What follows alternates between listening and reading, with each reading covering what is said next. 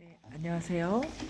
오늘은 아직도 가야 할 길 스카펫 전번 시간에 이어서 스카펫 아직도 가야 할 길을 읽고 있습니다. 지금 현재 읽고 있었던 거는 공감이 가서 미주를 쳐놓은 게 있는데요. 우리는 비본능적인 것이 제2의 본능이 될 때까지 스스로에게 비본능적인 것을 가르친다.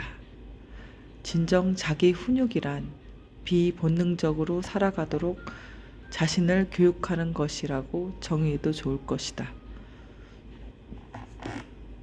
인간의 본능의 다른 특징은 아마도 이것이 우리를 가장 인간적으로 만드는 것일 텐데, 비본능적인 것을 행하고 본능을 초월하여 우리 자신의 본능을 개선하는 능력이다.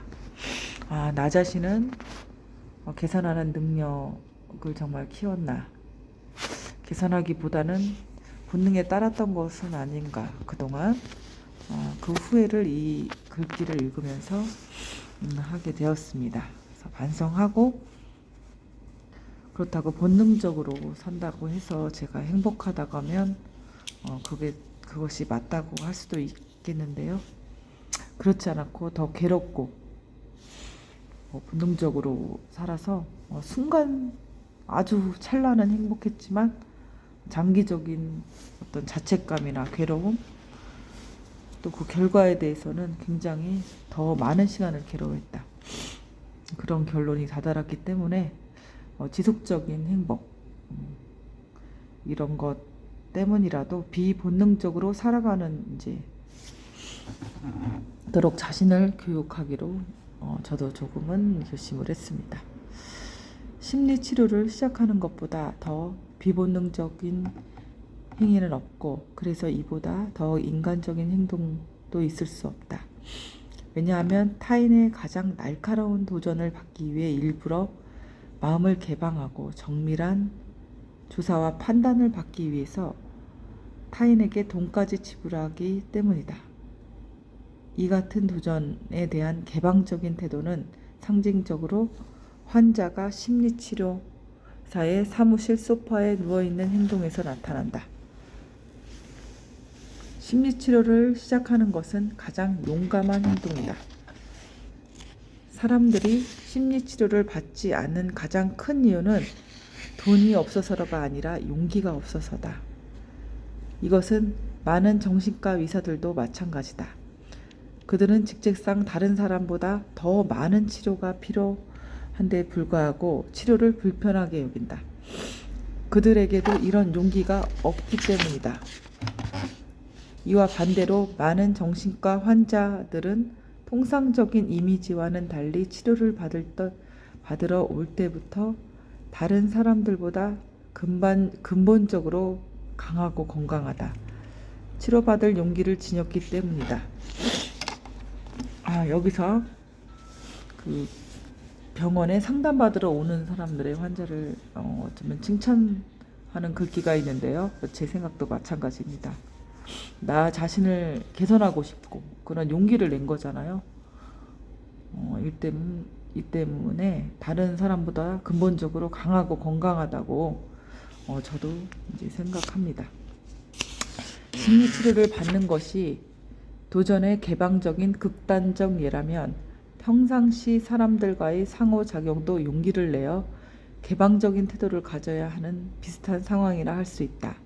즉, 정수기 앞에서 회합에서, 골프장에서, 저녁 식탁에 앉아서, 불 끄고 잠자리에서와 같은 모든 일상사에서도 그렇고, 동료, 직장 상사와 직원, 배우자와 친구, 애인, 부모와 아이들을 만나는 경우도 그렇다.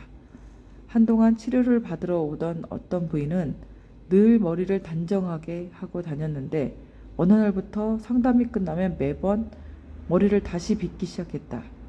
그 이유를 물어보니 몇 주 전 치료를 마치고 집에 돌아갔을 때 남편이 내 뒷머리가 납작해진 것을 발견했답니다. 하고 얼굴을 붉혔다. 그에게 왜 그렇게 됐는지 얘기하지 않았답니다. 여기서 긴 의자에 누웠던 것을 알고 나면 놀랄지도 모르니까요. 그래서 우리는 뜻밖에도 새로운 문제 하나를 더 발견했다. 심리치료에서 가장 가치 있는 일이란 50분 동안에 어떻게든지 좀 더 환자와 일상을 접촉하는 것이다. 도전에 개방적인 태도를 갖는 것이 생활 속에서 자연스럽게 우러나올 때 비로소 정신치료는 완전해진다. 내게 그랬던 것처럼 이 부인이 남편에게도 솔직하고 당당하게 되기 전까지는 완전히 건강해졌다고 할 수 없다. 정신과 의사나 심리치료사에게 오는 모든 환자 중 처음부터 의식적으로 도전이나 훈육을 바라는 사람은 극소수다. 그 밖의 사람들은 대개 단순히 위안을 찾는다. 도움받는 것과 동시에 도전당하게 될 것이라는 사실을 알면 많은 사람들이 도망가거나 도망가고 싶어 한다. 나는 그들에게 도전과 훈육을 통해서만이 진정한 위안을 찾을 수 있다는 것을 가르쳐야 한다. 그러나 이 과정은 아주 까다롭고 많은 시간이 필요하기 때문에 실패할 가능성도 높다. 그래서 정신과 의사들은 환자들을 유혹해서 심리치료를 받게 한다고 말한다. 이러한 이유 때문에 1년 또는 그 이상 오랫동안 치료 중인 환자에 대해 아직 진짜 치료에 들어가지 못했어 라고 말해야 할 경우가 생긴다. 심리치료에서 자유연상기법을 적용할 때 개방적인 태도가 필요하다. 때로는 보는 각도에 따라 강요되는 것으로 보이기도 한다. 이 기법을 써야 할 때는 환자에게 대략 이렇게 설명한다. 무엇이든지 마음에 떠오르는 것을 말로 표현해 보세요.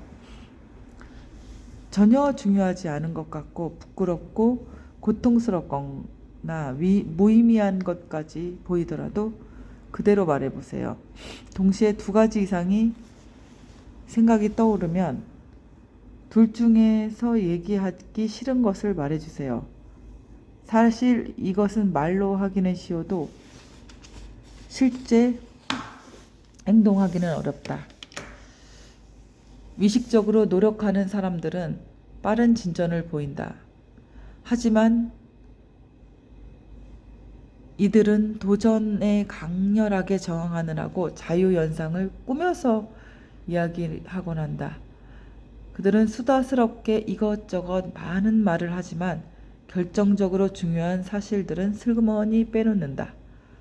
어떤 부인은 1시간 내내 어렸을 때에 재미있었던 경험은 얘기했지만 바로 그날 아침 은행에서 $1,000나 되는 거액을 인출한 것 때문에 남편과 싸운 이야기는 하지 않았다. 그런 환자는 심리치료 시간을 일종의 기자회견으로 취급한다.